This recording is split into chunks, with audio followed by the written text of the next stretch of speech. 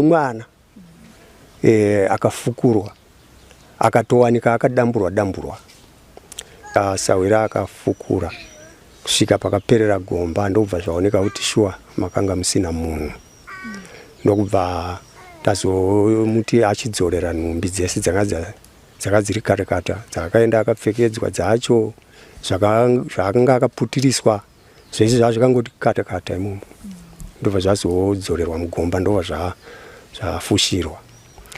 Ndiri ipapo panhau iyo iyi yezviitiko zvakadai zvinhu izvi zviri kuitika mudzinza medu zvimwe zvacho hazvisi kusvika pakuti vana vari kufa vari vana, dziri kubva dziri mimba, ndo zvakawanda zviri kuitika mudzinza redu izvozvo. Zvakamboitika ivo vachivaitawo zvinhu izvozvo vakatozombowanikwa pana matope uko vabatiwa vaprofiti ndivakanga vachimboita zvinhu zvipi izvozvo izvi, saka vakazombobatwa.